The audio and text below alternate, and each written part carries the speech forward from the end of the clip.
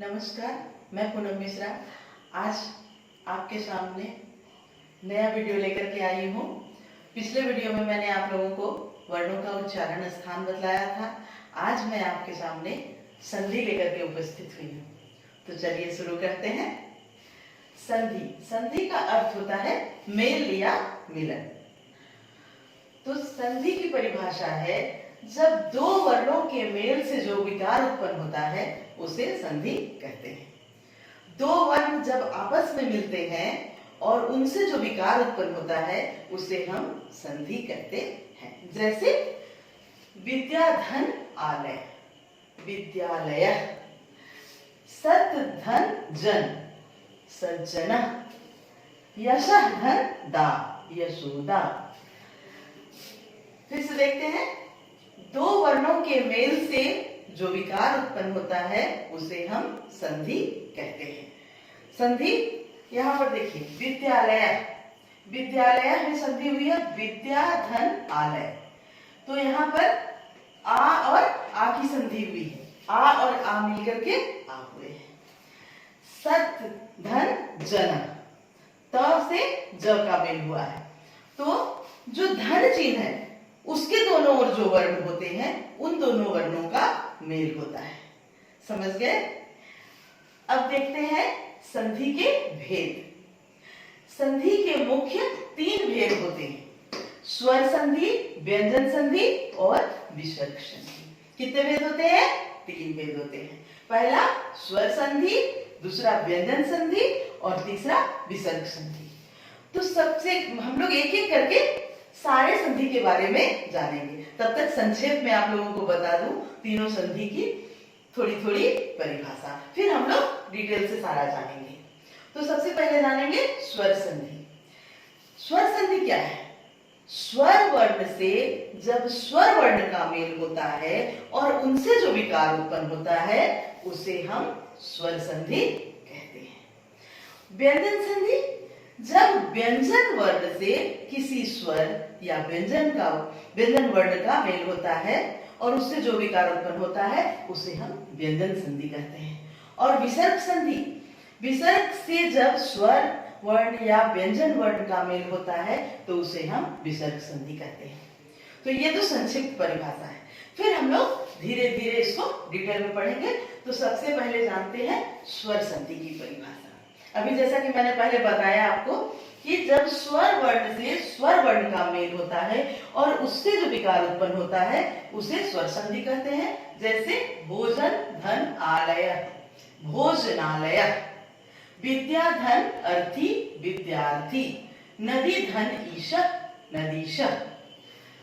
ये तो हो गया स्वर संधि का उदाहरण। अब डिटेल में जाएंगे स्वर संधि के कितने भेद होते हैं। स्वर संधि के मुख्य, ऐसे तो मुख्य 5 भेद ही माना जाता है, लेकिन फिर भी 8 भेद हम लोग जानते हैं। दीर्घ स्वर संधि, गुण स्वर संधि, वृद्धि स्वर संधि, यण स्वर संधि, अयाधि स्वर संधि, पूर्व रूप स्वर संधि, पर रूप स्वर संधि और प्रकृति भाव स्वर संधि। अब हम लोग दीर्घ स्वर संधि के बारे में जानेंगे, जो स्वर संधि का पहला भेद है। दीर्घ स्वर संधि में एक सूत्र आता है अकः सवर्णे दीर्घ, अर्थात दो समान स्वरों को मिलाकर एक दीर्घ स्वर हो जाता है।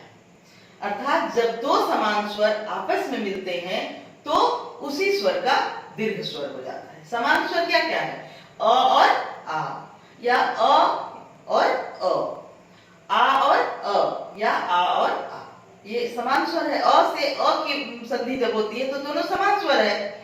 उसी प्रकार ई और ई से जब मिलते हैं तो बड़ी ई बनती है। उ और उ मिलते हैं तो बड़ा उ बनता है या दीर्घ उ बनता है। री और री मिलते हैं तो दीर्घ री बनता है। तो अब हम लोग एक एक का उदाहरण देखते हैं। अ जोड़ अ, दोनों मिलकर के क्या बना? आ। अ से जब आ मिलाते हैं तो भी आ बनता है। आ के साथ अ मिलाते हैं तो भी आ मिलता है। और आ के साथ जब आ की संधि होती है तो आ बनता है।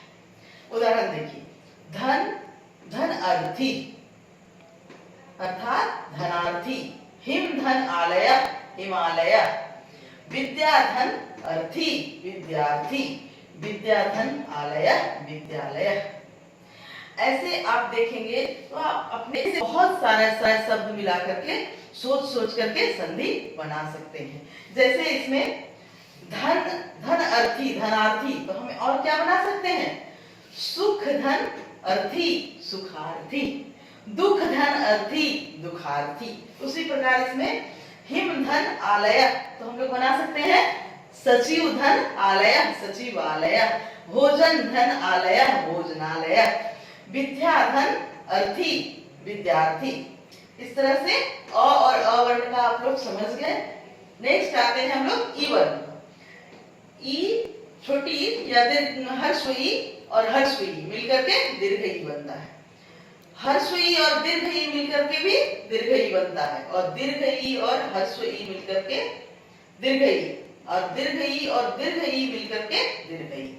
उदाहरण देखिए, मुनि धन इंद्र, मुनीन्द्र। कपि धन ईशः, कपीशः। नदी धन इंद्र, नदीन्द्र।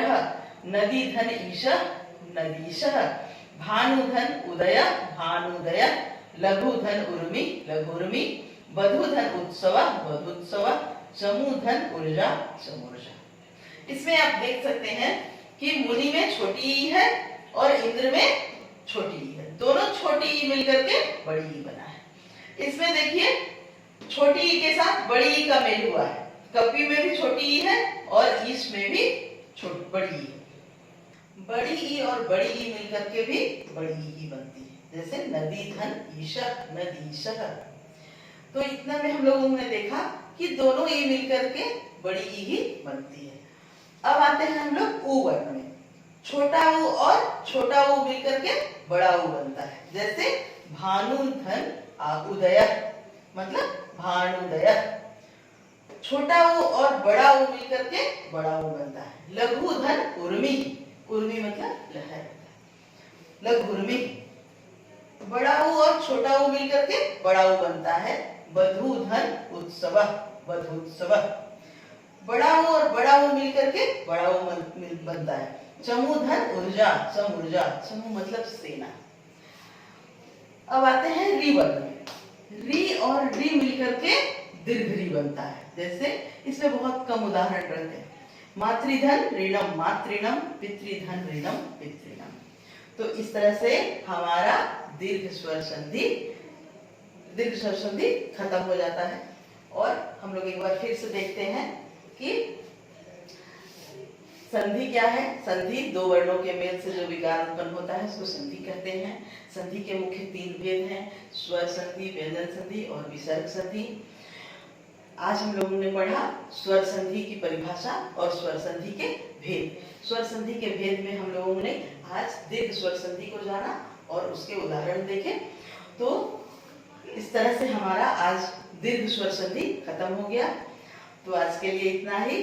अगले वीडियो में हम लोग स्वर संधि के बचे हुए भेदों को पढ़ेंगे।